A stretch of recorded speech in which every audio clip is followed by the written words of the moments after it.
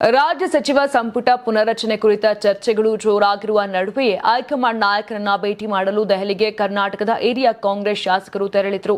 High command ನಾಯಕರು ಭೇಟಿಗೆ ಸಿಗದ ಹಿನ್ನೆಲೆ ಅಯೋಧ್ಯೆಗೆ ತೆರಳಿ ರಾಮಲಲ್ಲಾ ದರ್ಶನ ಪಡೆದಿದ್ದಾರೆ.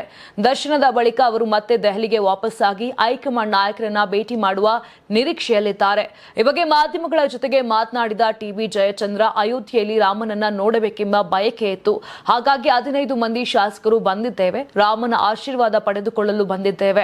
ಮತ್ತೊಂದು ಖುಷಿ ವಿಷಯ ಅಂದ್ರೆ ರಾಮನ ವಿಗ್ರಹವನ್ನ ಮೈಸೂರಿನ ಅರುಣ್ ಯೋಗಿರಾಜ್ ಕೆತ್ತನೆ ಮಾಡಿದ್ದಾರೆ.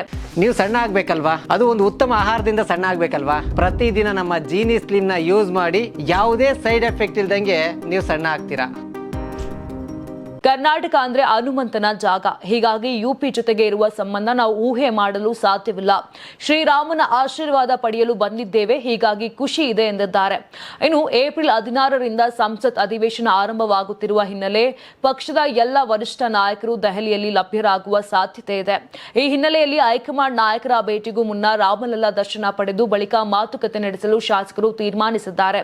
ದೆಹಲಿಯ ವಿಶೇಷ ಪ್ರತಿನಿಧಿ ಟಿಬಿ ಜಯಚಂದ್ರ ಸೇರಿದಂತೆ ಶಾಸಕರಾದ Ashok Pattan, GS Patil, K Shadakshari, Jagadish Patil, DG Shanthanagouda, Hampanagouda Badarli, Raghavendra Itnal, B Shivanna, Basavaraj Shivannanavar, Mahantesh Kouchalagi, Yashavantarayagouda Patil ಸೇರಿದಂತೆ ಹಲವರು ಅಯೋಧ್ಯೆ ಪ್ರವಾಸವನ್ನ ಕೈಗೊಂಡಿದ್ದಾರೆ.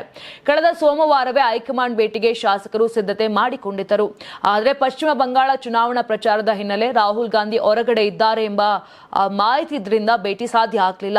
ಇದೇ ವೇಳೆ ಕರ್ನಾಟಕ ಕಾಂಗ್ರೆಸ್ ಉಸ್ತುವಾರಿ ವೇಣುಗೋಪಾಲ್ ಅವರು ಕೇರಳದಲ್ಲಿರುವುದರಿಂದ ಅವರ ಭೇಟಿಯು ಮುಂದೂಡಿಕೆಯಾಗಿದೆ.